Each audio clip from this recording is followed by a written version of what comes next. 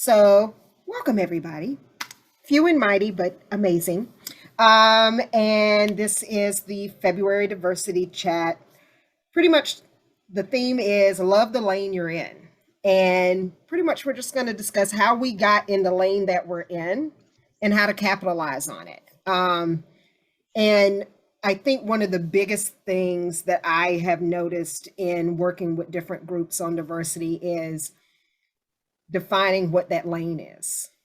What lane are you actually really in? Um, so I'm going to put that question out to the group, and I'm going to start with Nathan. I know it was like you get called on first. Um, for second star, if you had to pick a lane or a couple of lanes, doesn't matter. What lane would you say second star is in? In terms of types of productions that we do, I guess, right? That Yeah, productions. We're changing lanes. Yeah. We were changing lanes before the pandemic, but it kind of stopped us. We had a great season that was different. We're the lane we're known for is kind of classic big show musicals, like 30 people on stage, Music Man, Hello Dolly type shows. But one of our goals now, and actually going into the pandemic was to kind of change that perception, because it definitely locks us into certain people that are interested in certain types of shows and prevents us from casting as broadly. So yes, that would be our known lane, I would say, is classic musicals. Okay. And trying to morph into I'd say more musicals or contemporary shows in general. We've always done plays. We just are less known for them, partially because honestly the board is less experienced with them as overall, and they're shorter runs, so they get publicized slightly less. We only get 3 weekends for our plays, 5 weekends for our musicals in the space that we rent. Right. But I'd say we're looking to be more contemporary overall in our selection. We still want to do some big, but we also want to do a variety of shows, and some that actually challenge the audience more than we have historically. Okay. Great lane. Mike, what lane is Colonial Players in? Well, Colonial Players does one musical every year, but it's mostly dramas and comedies. We have a 180 seat theater in the round, so we're challenged. We do a pretty good job of it, but we're challenged as to what kind of plays that we can do. The lane that we're in terms of what we're talking about tonight, is a very long lane, and I think personally that we're just starting out, because it's going to take a long time. The first thing I think we want to do is to get our community, all of our community, to be interested in who we are and what we do. And that's a big first step, I think, that we need to take. Okay. All right. Thank you. And Stacy, LTA. I'm at Little Theater of Alexandria. We do 7 to 8 shows a year. We did not close down for the pandemic. We, during the most serious time, we just did small 1 people to act 2 people shows to keep safe, and had we're like a 215 seat theater, and we started out like 25% selling, of the tickets spread out. Now we're up to maybe 60% selling the tickets. But anyway, we do 2 good musicals a year, and then dramas, and comedies, and we do at least one thriller around Halloween time. And our lane is, if you know Old Town Alexandria, we have a very specific clientele who's expects a certain type of show, expects the big scenery, and we're trying to get away from that. As Mike said, we're trying to challenge it. The membership are people 75 and older. We're trying to reach a younger audience, a more inclusive audience. We learned a lot this past year from putting on fences, and we learned a lot from putting on fences of things we need to do to reach out the broader Alexandria city than just Old Town Alexandria. Okay. So, great info for all of you. So we have, sounds like for each theater group that's here represented, the lane, the common thread with all the lanes is challenging the audience, which is a really good lane to be in, because as weird as this sounds, it opens up the diversity options. And it opens those options up because you might do, and I'm just throwing strange shows out there because I've been reading them. So, I mean, well, this one isn't that strange. To do something like radio golf, which I just saw this past weekend, and now that's on my list of something that I must direct. Because it was literally just even though it's a Black piece, it wasn't set, or it wasn't a Black trauma piece, if that makes any sense. It really was the other side of that coin, which, as much as I have read August Wilson, and of course it was his last one, I think he was coming out of the Black trauma series. So I liked it because it was lighter, and it was, I think, for the audience, easier it was palatable to them. And I found more people that did not look like me talking back to the stage than I have ever seen anywhere else. And it was exciting to hear them yell at them, "Don't do that." And I was like, oh. But no, it was really interesting. So you have, stuff like the radio golfs, which does limit your casting, but then you also have other shows like Working, which leaves it completely wide open for anything and everything. And then I'm directing Dot later on this year, which is by Coleman Domingo, but it's a multicultural cast. And it pretty much deals with Alzheimer's of the character named Dot, and how her family and the friends around her deal with it. And then you have Sweat. You have, there's so many different ways that you could do things that kind of challenge. You could do some of the newer pieces that are out. What is it? The Girls from Madison Street. I know right now it's brand new, but Iona Blake wrote it, and it's right now at Creative Cauldron. I promise you, when that's done, she will be shopping that around to be done elsewhere in the DMV. So it's finding those little tiny niche pieces, and something that is definitely different and new for each of your theater groups. It's finding that one piece that, and I'm thinking specifically for like the LTA, because I get it, because you're so subscription based. The bulk of your audience really is sitting with those that want the big musicals. Not so much classic, I think, at LTA. Maybe not, because they they came out in droves for In the Heights.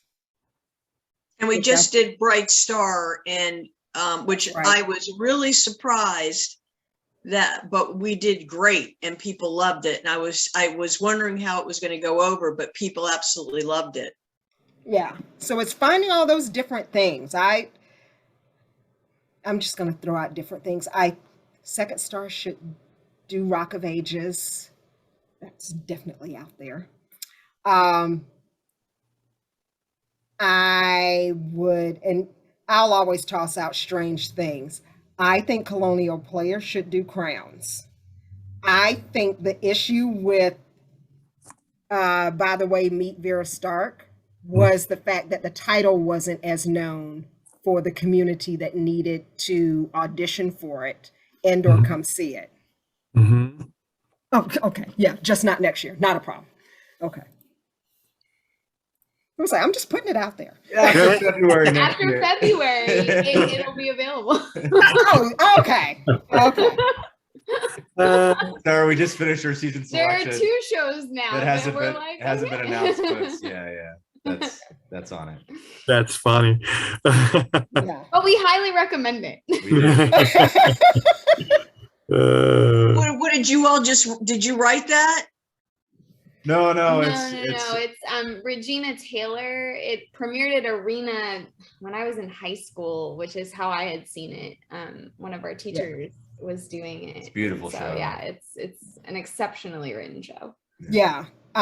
Arena does it often, which sometimes makes it not available. It's like every time I've tried to do it, I'm like, and they're back. Doing it again.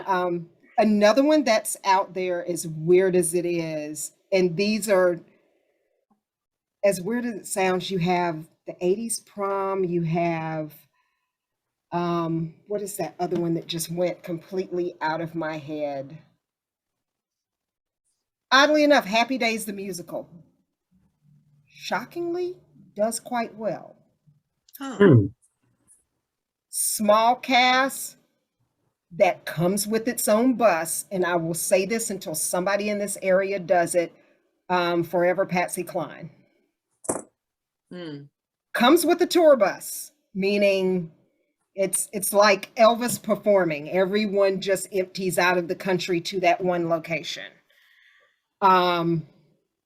You will get the talent that will come out for that. You can go big, you can go small.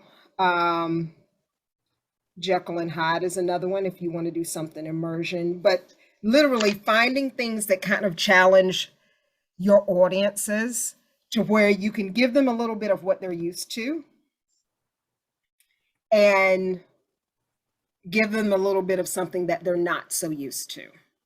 And I think that's how you kind of start bridging that gap of we're only used to this because that's what's been done to, oh, here's something new and exciting. So it's being in the lane that you're in, but occasionally just rolling over to another lane and coming right back. So I look at it as if you're traveling down the highway and something's in your way, which would be, same as we've been doing the same thing forever. Just move over into the other lane till you get around that and come back. You're still in the same lane. You can still do the same things, just bringing in something, I think, a little different will diversify a lot. Also I know Second Star does a lot with kids, and I know LTA does also.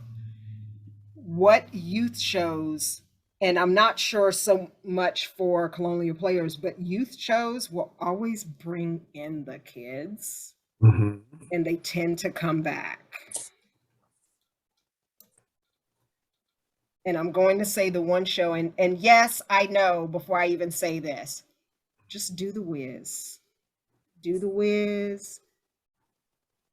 Because The Wiz does open you up for different levels of diversity, different levels of, whether it's age, whether it's race, whether it's neurodiverse, whether it's size, you can do all of that with the Wiz. Color Purple puts you in a specific lane. Though it's an amazing show, it will sell. It puts you in a specific lane. But yeah, it's really understanding that you can navigate within the parameters that you kind of have. And there was one note that I wrote down here that I wanted to go back to, and I think it was something that Mike said. Yes, I agree with you that it's a very long lane that kind of we're all in trying to navigate. How do we get from here to the next given point? So and I'm gonna go back around to each of you, for each of your groups, what is, and it doesn't have to be like whatever show, but what's the next thing that you are doing to kind of expand expand the lane that you're in? So I'm gonna go with Stacy on this one. Start there. Well, we had a shattered diversity year that, we're trying to work on. So just some lessons learned.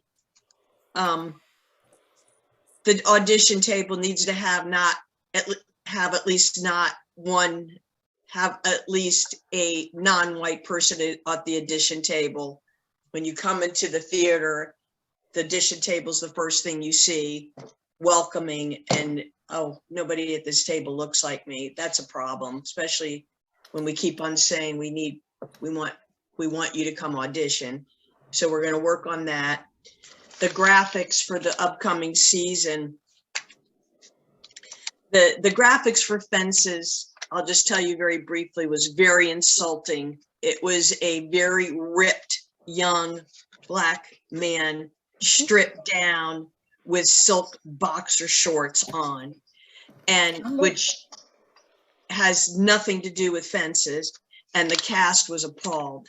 And so now my cohort and trying to get the theater, we're fixing the lane, if you will, and I asked to look at the graphics for the upcoming season, and every single face on the upcoming graphics was a depiction of a white person, and all the plays don't need to be played by white people. So we're fixing that. And then we're also starting some stuff in the lobby. We're putting up for this month, Black History Month articles. Next month, we're going to do Irish Women Disability Month. So we're trying to put some more stuff into the lobby. But I'll just say, I think the lane is, we're working on fixing the lane, and I think we're doing a lot of things. It's baby steps, but we're trying to do little baby steps. But Ricky, I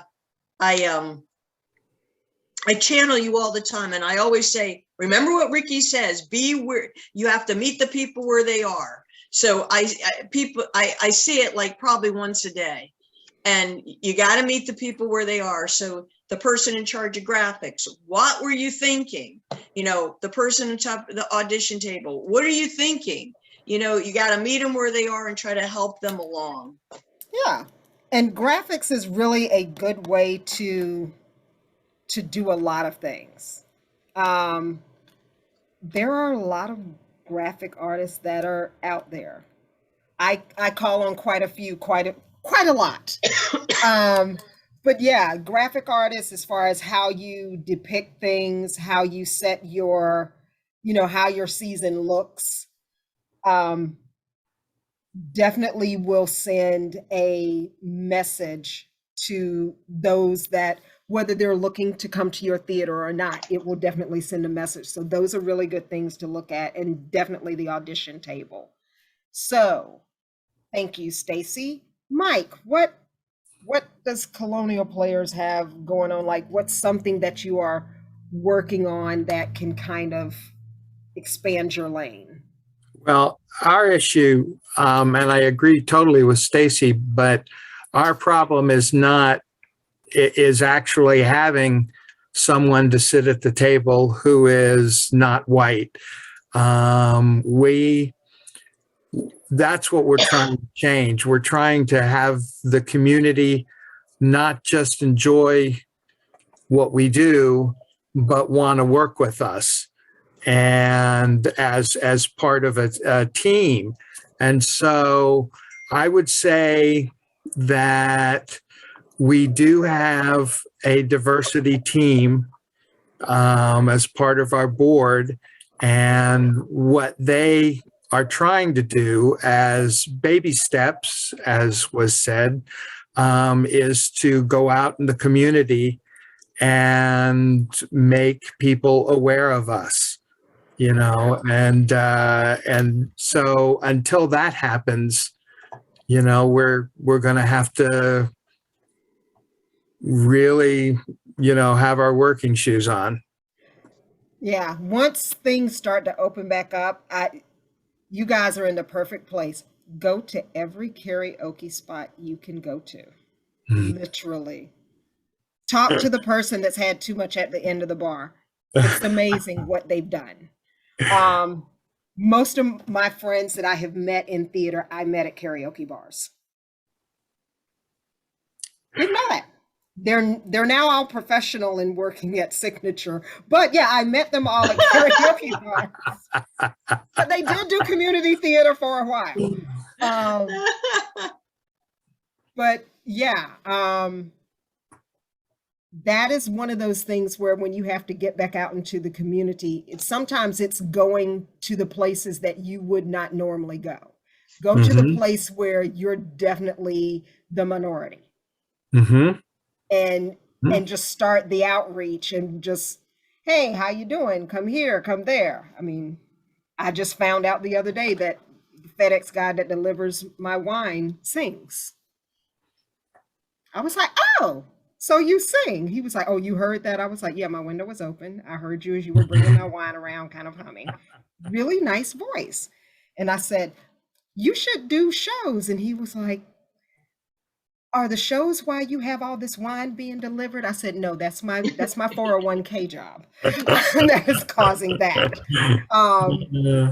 But he was like, yeah, other people have told me that. He said, but I'm not sure that I kind of have the time. I said, when are you done delivering? He said, 4. I said, you could easily make a rehearsal. So he's now auditioning for one of my radio shows that I do online. So again, I will talk to anyone that brings wine to my door. That's just how I start our conversation. I after we had met before, I do that, and the guy, King's Jeweler, where I needed to get some bead work done, I talked to the guy who I always talk to, Stephen, and I said, have you ever acted? You have a really great voice. And he said, oh, I did a little bit in college. And I said, well, have you heard of us, the theater? And he said, no. And I said, well, I'm going to let you know when the next audition is, but I'm doing that thing. He said, I mean, every time I talk to somebody, I say, have you heard about our theater? And I am doing that. But is it the karaoke? Is that because they're frustrated singers and actors, and that's why they go there? I'm curious why. No. Usually for me, I go to karaoke because I can try out new songs. And the people there are so wasted, it doesn't matter if I sound good or bad. And a lot of people just do it. Like, most people are there because they were like, I don't sing. And they're killing it on the mic. It's like, I don't sing. Or they think singing and acting are different. I have met people in places where they're just like, oh, I don't act. I was like, okay. I was like, so what do you do? Oh, I give TEDx speeches. No, you do act. So sometimes it's taking what they do and kind of reframing it so that they can see other opportunities in it. Same way, and I'm sure Kelsey and I have done this, when you have the person that says, I don't dance. And it was like, can you walk from here to there? Yes, you can move. That's a start. Just reframing the concept, because as individuals, we'll be the first ones to say we can't do something. And as theater people, we need to be the first ones to say they can in different ways. So yeah, that's just, I would go with that. So let's see, Kelsey and Nathan, what do y'all got coming up? We have well, we're hoping we have we haven't been able to open yet. For those who maybe or may not haven't heard, we just shut down our eighth show. The ninth. Our ninth show, whatever it is. We still can't reopen. Which is, it's complicated by a number of things. PG County still has a mask mandate. The facility that we're in doesn't. We don't own it. We can't stream. There's no way we could stream. That's right. Their internet is just non-existent. There are a number of complications, but it's given us a lot of time to get a lot of things ready. But this last one broke my heart, because we did kind of an internal audit, for lack of a better term, and came out with a number of steps and commitments, and we worked really hard. But Into the Woods, I did exactly what you all are talking about, what Ricky's talking about. I was at work and I'm like, oh man, you know what? The director was talking to me and he's like, I'm looking for a music director. And I was sitting there at my job and I was like, I need a music director. Who knows a music director? And I got 3 recommendations from people, and we ended up with an absolutely phenomenal local music director. We had, we had a majority non-white production team for this show, and and I will say, of the core 3, a majority from our immediate community. Yay! Which was another thing that we were working really hard to do, and then we had to cancel the show.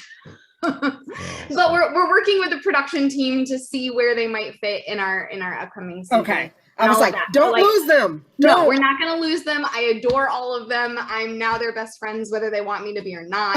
After talking about theater with them, I think I talked to the music director for an hour and a half when we first made contact. It was just so fruitful and awesome. But same thing, I started at my job, one of the security guards, they call him the mayor of Bowie. And I was like, do you do shows? Because you remind me of the Ghost of Christmas Past. I just want to see you play that role. And he's like, when's the show? When am I doing the show? So he's going to be ready. So we've been working really hard on that. I know our marketing director has a land acknowledgement that we're going to start putting in our program, kind of to that piece. I'm kickstarting this month. We're going to start a script reading, kind of to Nathan's point of we don't know a ton of plays.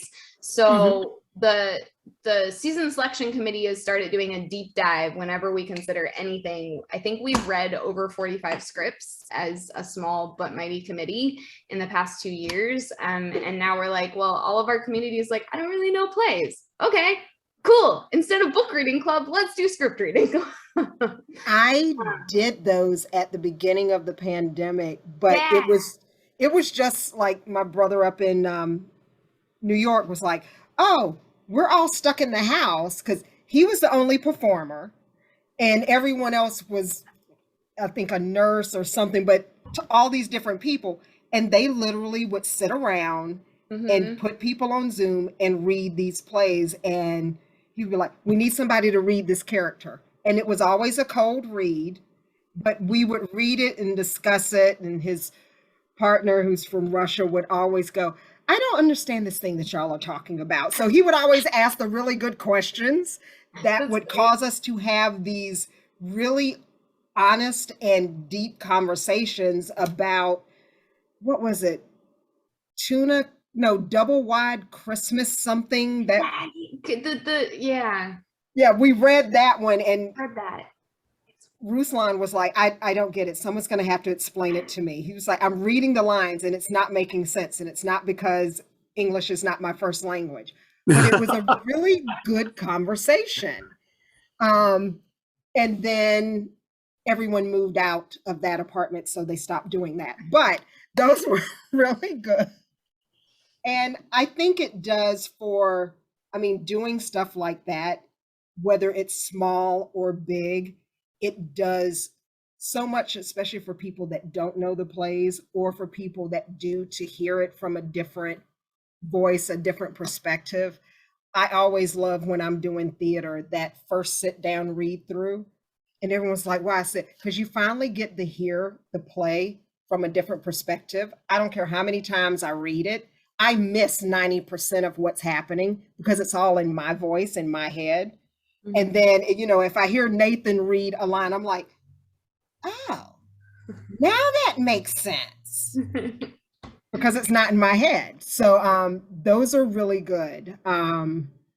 And we're excited. It'll be something that the first script has some language, but it was high on the season selection committee's consideration list and for 2 years. So we were like, we'll start with one that's been kind of, but we're excited to partner, like invite the local high school kids who don't have a drama program right now.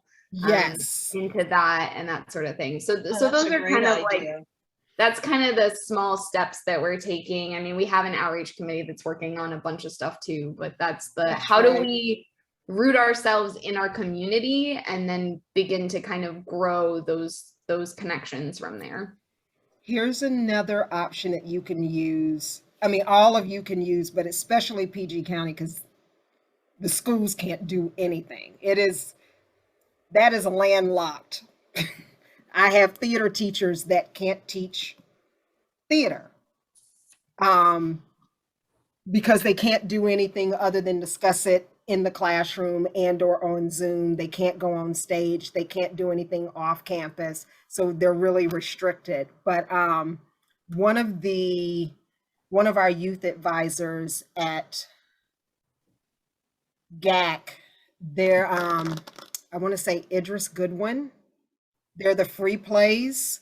You don't have to pay to do these. They're all small 15, 20-minute segments, all different ages for young kids and some adults. But those are always really good plays, no royalties. You can do them via Zoom. You can do them as discussions. But one of the things that the youth advisor said was, even if it's not an opportunity to perform, a lot of them are writing their own materials. So one of the things she was like, why not just workshop one of our plays virtually? And we were like, you got one? Mm-hmm.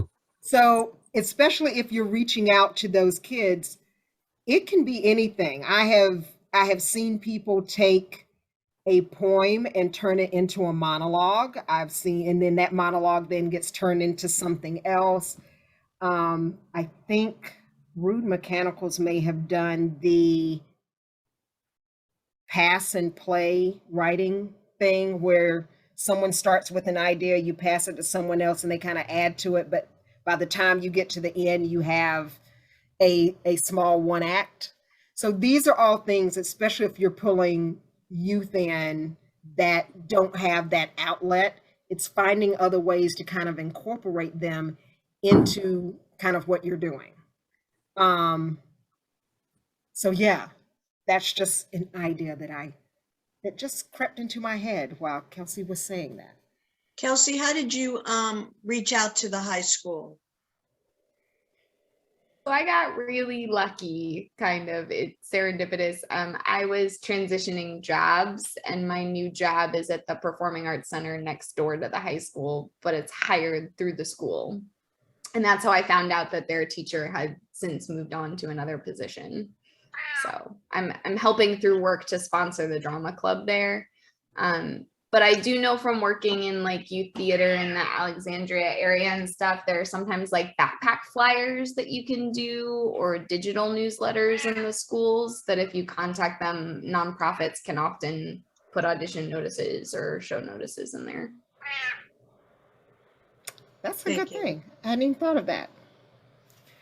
But yeah, so I mean, all these things that y'all are thinking, that y'all are working on, that you want to do, if you just listen to just what we have discussed literally within the past, 35, 40 minutes, your lane is no longer as narrow as you thought it was. It's quite expansive. Some of you are, up to a 4-lane highway. You might have to shut one lane down eventually.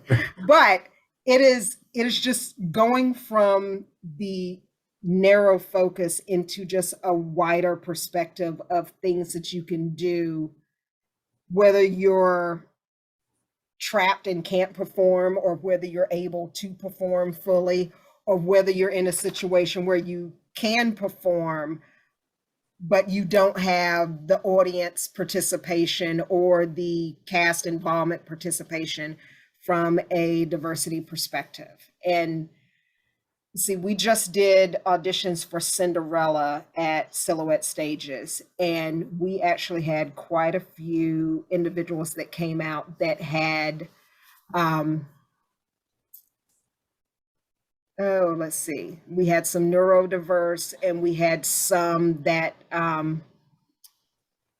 limited sight, others that had needed physical assistance to kind of function. And I sent out the audition notice, or not the audition notice, the dance steps ahead of time. Primarily because I'm like, I don't want y'all learning a dance in a mask in a room at auditions. And they had to come in knowing the dance. Every last person that was not 100% able-bodied killed it at the audition. You could see their minds doing the dance, whether or not their bodies agreed, but they were probably the most enjoyable, and the joy and fun that they had. And Silhouette has been doing a lot of outreach to different groups in their area for the different neurodiverse communities and different able-bodied diversity communities. And they all came out, not all, but they had quite a few that came out, and some made it into the cast, like literally. And it was just one of those things where we're like, okay. And then we're starting to think like, we don't want to ostracize them and say, okay, we're only going to use you here, but it's finding out how to incorporate them so that they feel fully included and as part of the entire package of the show. So those are just, I don't know how that worked out, but I was highly amazed and impressed. I know there were some people that I work with that wanted to come out, and they were like, where's Columbia? I was like, yeah, you live in Woodbridge. That's not going to work. That's a little far.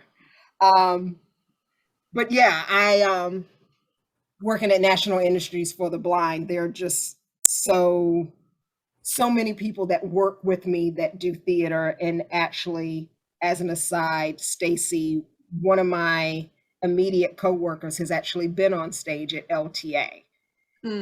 He was an audience member that got pulled up on stage, and they did not know that he was blind, because I forgot what show, the Complete Works of Shakespeare Abridged. It was that one.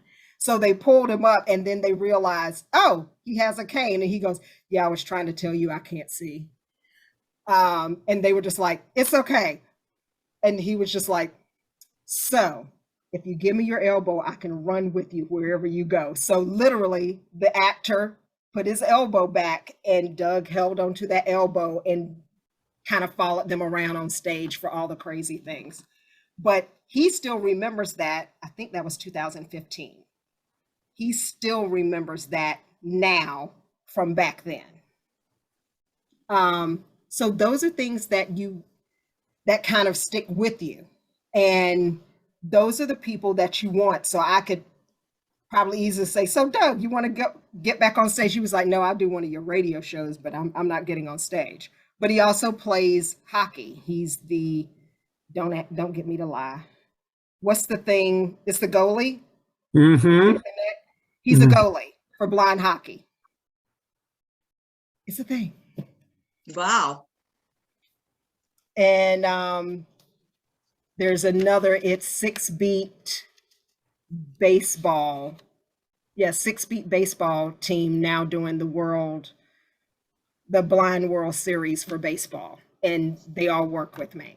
Like, diversity is literally everywhere around you. Mhm. And I just keep pulling them into my radio shows. So if I get them trained enough on how to memorize stuff, I'll start shooting them your way. Hmm. Trying to get them to all start doing voiceover work, which is really good. Wow. But yeah, those are things like if there are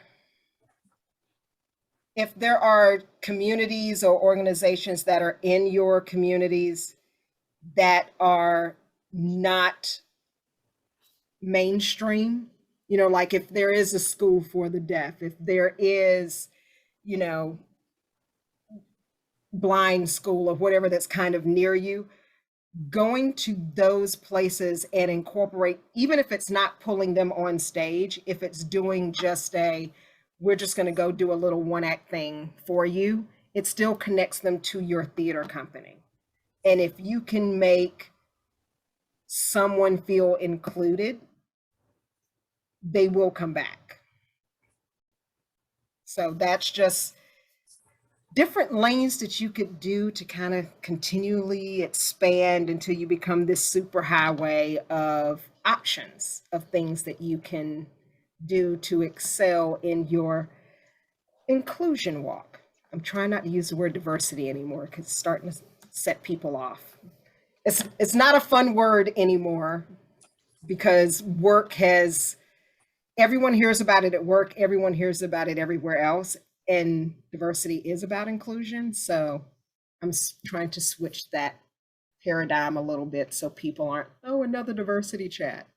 No, it's an inclusion talk. How can we include more than we're comfortable with, more than we know, more people that we don't see because we're not open to whatever that visual acuity is. So I think that is a good lane for all of us to go on. So do any of you have any questions? I've been running my mouth a lot. Questions? No, nothing? Well, cool. Like I said, I'm not keeping you long tonight. It's just all about finding out, understanding the lane you're in and how you can navigate with it. And all of you, if you continue on that path and just expand in small increments, you will be golden. And it is okay to brag about the great things that you do. You don't just have to brag in this meeting. It's okay to put it out there on social media, crafted appropriately so it doesn't look like you're tokenizing, but you get the idea. So, or my favorite one is, oh, we have a Black costumer. Yeah, that's not how that should have happened. But that could have been worded so many different ways. But I get they were trying to say that they had diversity within their production team. I was like, why not just show a picture? Here is our production team. The eyeball will figure that out, that it's diverse. But yeah, they were just like, Black costumer. I was like, oh, okay, let's pull this back and reword this in a way that will read inclusive versus singled out. So, and y'all all doing a great job at that. I do watch what y'all do when you don't think I'm looking. And no, I do. I always look at what people are doing. It keeps me tied in. And it also lets me know, I was like, okay, where am I going to put into direct next? There you go.